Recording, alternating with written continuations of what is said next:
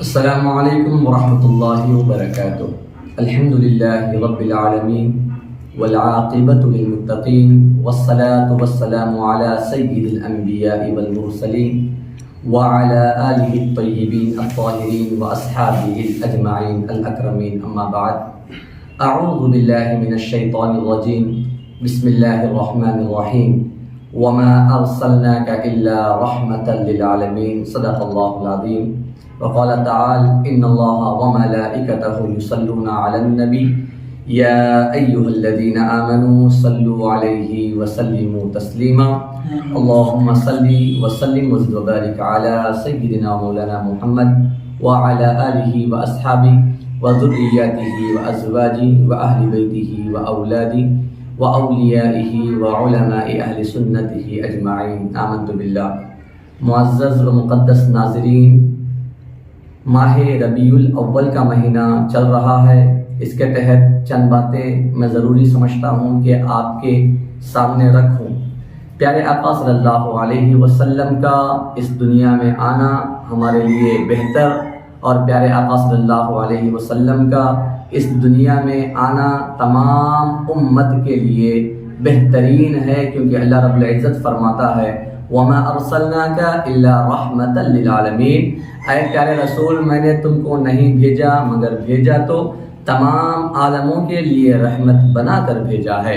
اللہ رب العزت جس طرح تمام عالموں کا رب ہے، اللہ رب العزت جس طرح تمام دنیا فانی ہو، کوئی بھی عالم ہو، ہر ایک کا جس طرح پروردگار رب ہے، اسی طرح پیارے رسول صلی اللہ علیہ وسلم تمام عالموں کے لیے رحمت ہیں۔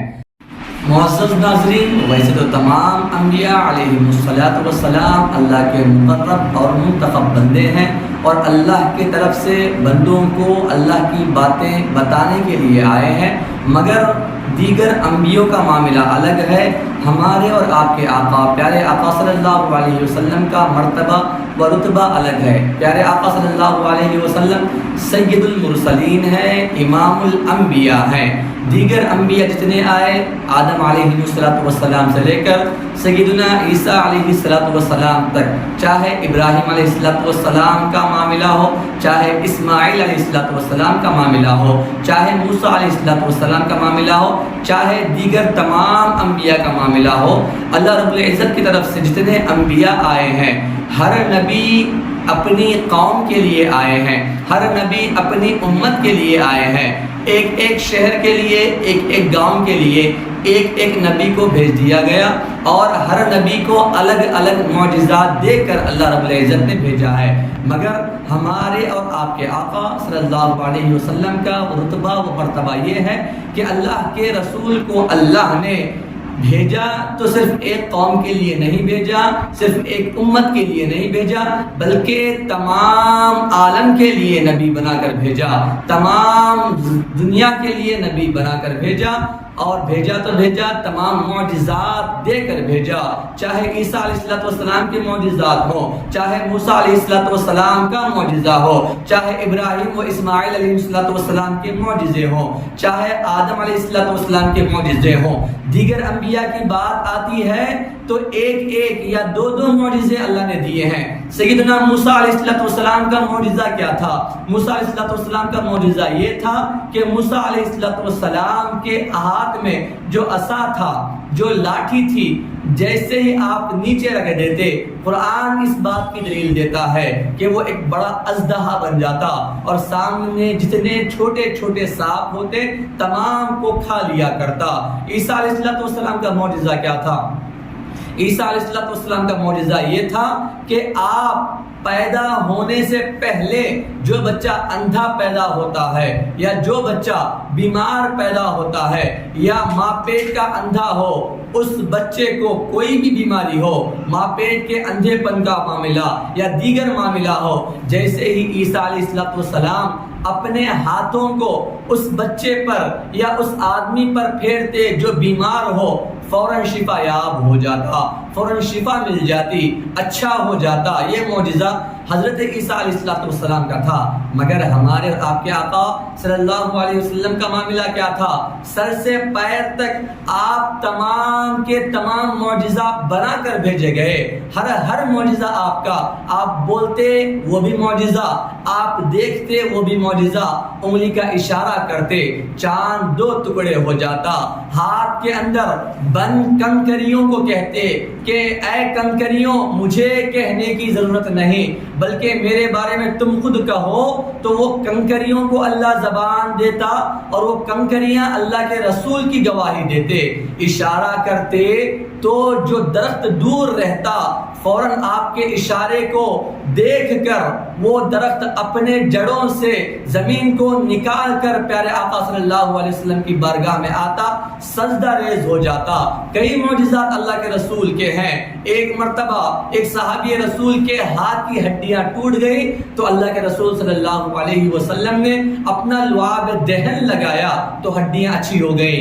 آنکھ پھوٹ گئی ایک صحابی رسول کی، لعاب دہن نکالا لگایا آنکھ پر تو جو آنکھ پھوٹ گئی تھی دوبارہ اچھی ہو جاتی ہے، یہاں تک کہ وہ صحابی رسول کہتے ہیں وہ جو آنکھ میری پھوٹی تھی اور اللہ کے رسول اپنا لعاب دہن لگانے کے بعد جو آنکھ اچھی ہو گئی تھی، قسم خدا کی جب تک میں زندہ رہا جو بازو والی آنکھ تھی اس کی بینائی جاتی رہی، آنکھ کے اندر جو دیکھنا تھا وہ دیکھنے کا معاملہ کمزور ہوتا رہا، مگر مرے دم تک جو آنکھ پھوٹی تھی جس آنکھ پر اللہ کے رسول نے لعاب دہن لگایا تھا، مرتے دم تک اس آنکھ کی بینائی جس طرح پہلے اچھی تھی اسی طرح مرے دم تک اچھی رہی۔ یہ معاملہ، یہ معجزہ پیارے آقا صلی اللہ علیہ وسلم کا ہے۔ میرے عزیزوں، اللہ کے رسول کا رتبہ و مرتبہ بہت بلند و بالا ہے۔ بعد از خدا بزرگ تو ہی قصہ مختصر، اللہ کے بعد کسی کا اگر ذکر ہے، کسی کا مرتبہ ہے، کسی کا رتبہ ہے تو پیارے آقا صلی اللہ علیہ وسلم کا ہے۔ پیارے آقا صلی اللہ علیہ وسلم نے ارشاد فرمایا دیگر انبیاء پر مجھے 6 چیزوں میں سبقت حاصل ہے، 6 چیزوں میں میں آگے ہوں۔ اللہ کے رسول فرماتے ہیں پہلی چیز کیا ہے؟ پہلی چیز یہ ہے کہ اللہ کے رسول صلی اللہ علیہ وسلم فرماتے ہیں مجھے جوامع الکلم بنایا گیا۔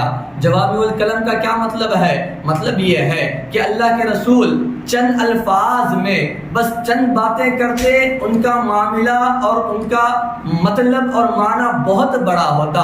مثال کے طور پر اللہ کے رسول صلی اللہ علیہ وسلم نے ارشاد فرمایا کہ المؤمن مرآۃ المؤمن، ایک مومن دوسرے مومن کا آئینہ ہے۔ بات بہت چھوٹی ہے، بہت مختصر ہے، 2 یا 3 لفظوں کی بات ہے، مگر جب معنی پر بات کرتے ہیں، جب اس حدیث پر بات کرتے ہیں، اس حدیث کی تشریح کرتے ہیں، واقعی پوری زندگی نظر آتی ہے۔ سامنے والے کو دیکھو، مومن وہ ہے جو سامنے والے کو دیکھے تو سامنے والے مومن میں اسے اپنا چہرہ نظر آتا ہے۔ بہت بڑی بات ہے، سامنے والا مومن اپنے کو ایک آئینے کی طرح نظر آتا ہے، بہت بڑی بات ہے۔ اس سے بہت چیزیں ہمیں سیکھنے کو ملتی ہیں۔ ایک اور جگہ اللہ کے رسول صلی اللہ علیہ وسلم نے ارشاد فرمایا مومن وہ ہے جس کے ہاتھوں سے، جس کی زبان سے، جس کے پیروں سے دوسرا مومن حفاظت میں رہے۔ بات بہت چھوٹی ہے مگر اس کی تشریح پر جاتے ہیں واقعی بہت معنی دار بات ہمیں سمجھ میں آتی ہے۔ ہاتھوں سے حفاظت کا مطلب اگر کوئی بندہ ہو اس کی طرف سے بازو والے کو، اس کے پڑوسی کو یا دوسرے دوست کو، بھائی کو اگر تکلیف اس کے ہاتھوں سے ہوتی ہے تو بھی یہ مومن اس وقت تک نہیں رہتا۔ زبان سے کسی کو ہم گالی دیتے ہیں، جھوٹ بولتے ہیں، دھوکہ دیتے ہیں، جس کی وجہ سے بازو والے کو یا سامنے والے کو یا پڑوسی کو درد محسوس ہوتا ہے، تکلیف محسوس ہوتی ہے، اس وقت بھی یہ مومن نہیں رہتا جب تک کہ یہ سامنے والے سے تب تک معافی نہیں مانگ لیتا۔ بہت بڑی بات ہے۔ اللہ کے رسول نے فرمایا 6 چیزوں پر سبقت۔ پہلی چیز جوامع الکلم، آپ کو تو اس کی تشریح معلوم ہو گئی کہ جوامع الکلم کس کو کہتے ہیں۔ دوسری چیز اللہ کے رسول صلی اللہ علیہ وسلم نے فرمایا کہ میری مدد رعب کے ذریعے فرمائی گئی۔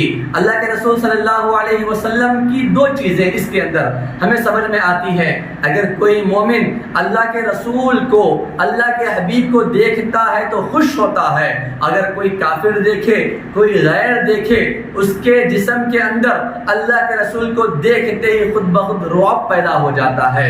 وہی واقعہ آپ لوگ جانتے ہیں، صدیق اکبر رضی اللہ تعالیٰ عنہ اللہ کے رسول کی بارگاہ میں آتے ہیں، کہتے ہیں یا رسول اللہ صلی اللہ علیہ وسلم، آپ کو دیکھتا ہوں تو مجھے خوشی ملتی ہے، آپ کا دیدار کرتا ہوں تو دل کو تسلی ملتی ہے، آپ کو دیکھتا ہوں تو میں اطمینان بخش ہو جاتا ہوں۔ صدیق اکبر کا معاملہ تھا، کیوں؟